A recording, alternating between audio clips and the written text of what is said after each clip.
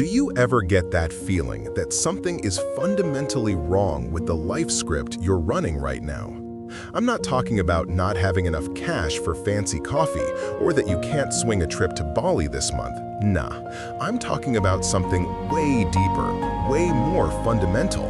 That feeling like there's a glitch in your life matrix. Every morning, your alarm screams at the same damn time. You drag yourself out of bed, your soul hasn't logged in yet, but you're forced to hit the ground running. You brush, shower, put on the appropriate uniform, and you walk out the door. You battle traffic, you squeeze onto a packed train, you breathe in the smog, all just to get to a building where you'll sit down and do stuff you honestly don't give two shits about for 8 or 9 hours straight. Then you get home, your body's wrecked, your brain's mush. You collapse, open your phone, scroll through TikTok or Reels, watching other people's seemingly perfect lives, and then you crash. And tomorrow, you repeat it, loop, until you're old, until you die. A lot of you were fed that old chestnut. Just hustle hard, bro. If you work hard, you'll get rich. I'm here to shatter that glass illusion. That's a huge lie. Take a look out the window. See that construction worker hauling cement under the noon sun? See the delivery guy battling a rainstorm just to drop off your food? Are they not working hard enough? Hell no. Their bodies are more exhausted than yours. They're sweating way more than you. So why the hell does their bank account rarely match their sweat equity? The problem isn't a lack of doing. The problem is the software running in your head. Your biggest enemy isn't the corrupt government, or your stingy boss, or the parents who didn't leave you a treasure chest. Your biggest enemy is a deadly virus called the poverty mindset. This poverty mindset is the silent killer, the silent enemy. It's invisible, but it shackles you tighter than steel chains. It's that little voice in your head that whispers, chill, just be grateful for what you have. This is just how it is for the little guy. Or the voice that screams, oh, they only succeeded because of privilege. I'm just a nobody. Listen up, structural poverty is real, but mental poverty, that's a choice. That's a jail cell where the door is actually wide open, but you choose to sit inside because it's cold out there. Out there, you have to take full responsibility. Today, we're not talking about cheesy tips to get rich quick. We're ripping open your skull. We're going to uninstall that virus down to its roots. If you're not ready to face the brutal truth, you better close this video now. But if you're sick of being an audience member in your own life, welcome to the real world. 1. X. Extreme ownership. The foundation. The first point, and this is the foundation for everything. If this foundation cracks, your success building will collapse, no matter how high you build it. The name of the foundation is extreme ownership over your own life. People with a poverty mindset have one phenomenal skill: blaming. They are masters at being the victim mentality. Check out the conversations of people whose lives are stuck. What's it full of? Complaints. The economy is slow. The government is screwing us. My parents are toxic. I was born in the wrong town. I'm not saying those complaints aren't valid. Maybe the government is a mess. Maybe your parents aren't supportive. But so what? When you blame external factors, you are subconsciously giving your power to that factor.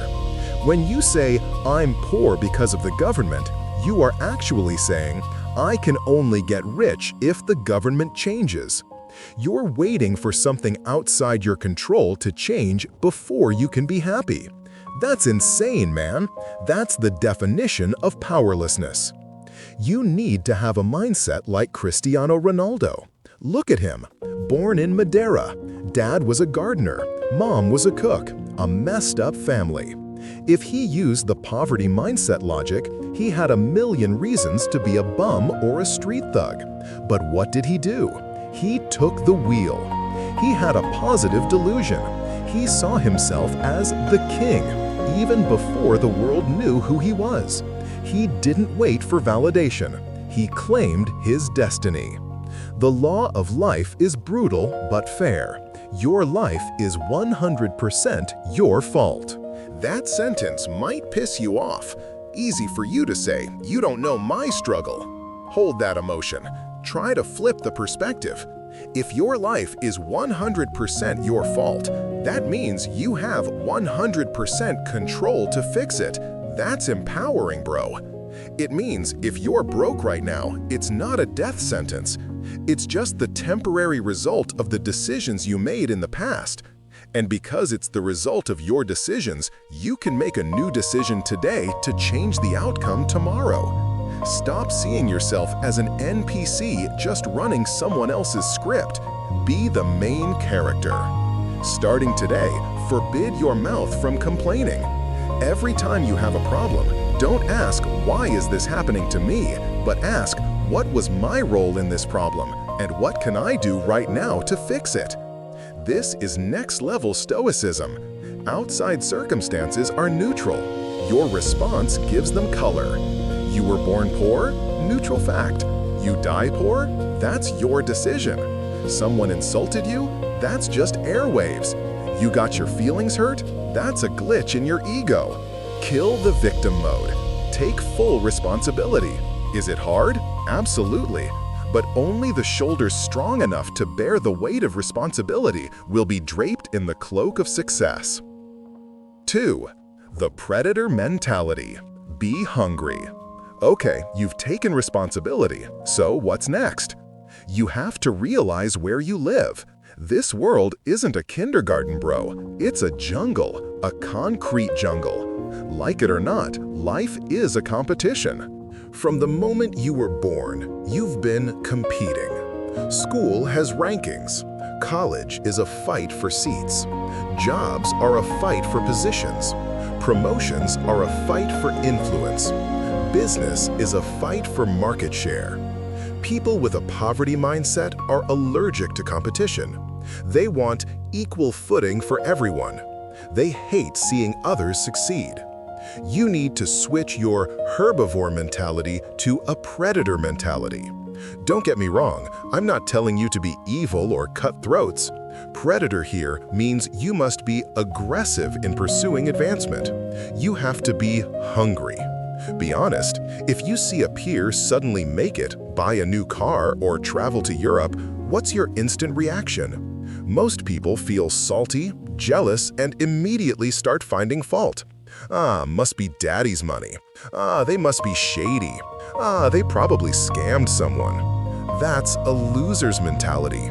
Turn that envious energy into fuel. Chase them down.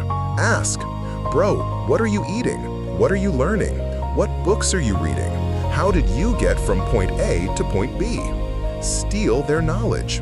Be obsessive about cracking other people's success codes. Don't just sit there waiting for blessings to come. Blessings won't go anywhere, but if you don't pick them up, someone faster will take them. And the key to winning the competition in this era is only one thing: the power of focus. The problem with our generation, Gen Z and Millennials, is we have too many options. We're suffering from shiny object syndrome. See someone get rich with crypto, you jump into crypto. Before you understand it, there's a trend of selling AI services, you jump to AI. There's a trend selling spicy food, you jump into that. You become a jack of all trades, master of none. You know a little about everything, but you're not an expert anywhere. In the professional world, the people who get paid the big bucks are the specialists, not the generalists. A general practitioner's salary is nowhere near a specialist neurosurgeon's. Why? Depth of knowledge. You have to be brave enough to say no.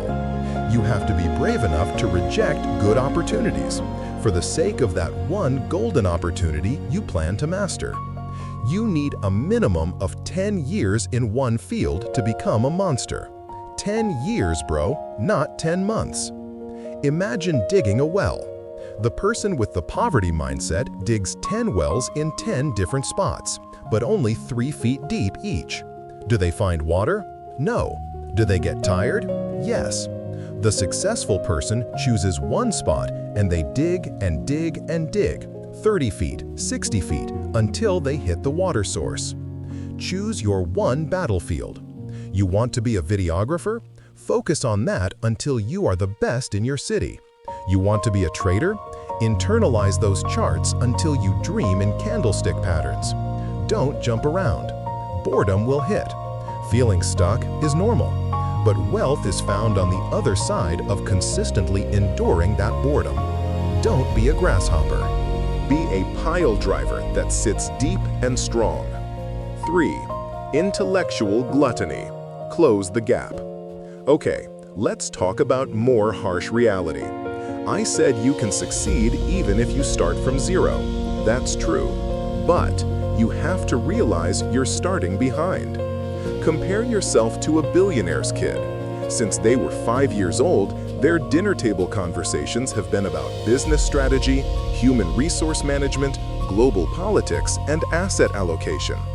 Their mindset has been nourished with first-class nutrients. You? Maybe your dinner table talk was about the late bike payment or the neighbor's gossip. The gap between what's in your head and what's in theirs is huge. You're at mile 0, they started at mile 50. If you run at normal speed, at the average person's speed, you will never catch up. The math doesn't work. The only way to close that gap is with learning acceleration. You must become an intellectual gluttony monster. The poorer you are, the hungrier you must be. Rich people can afford to be lazy learners because their assets are working for them. Their money is having babies. You only have one asset, your brain, everything above the neck. If your brain is empty, your wallet will be empty. That's a law of nature. A lot of people graduate college, toss their cap, and think, yes, done with learning. That's mass stupidity. Education actually begins the moment you graduate. How many books did you read in the last year? How many courses or workshops did you take to upgrade your skill? If the answer is 0, or just reading gossip accounts captions, don't expect your fate to change. You have to aggressively seek knowledge. Today, the barrier to entry is so low. Knowledge that used to be locked in expensive $10,000 seminars is now scattered for free on YouTube, in podcasts, on Google. The question is, are you using it? Or is your data plan being used to watch stupid dances? The only separator between you and your idol is one thing: information. They know something you don't. They understand how money works in a way you don't. So stop wasting time on mere entertainment. Entertainment makes you poor. Education makes you rich. Divert your cigarette budget, your fancy coffee budget, into buying books, buying courses. Investing above the neck has 0 downside. Starting now, become a sponge that soaks up every bit of knowledge relevant to your focused field. 4. Rocket. Execute the old you.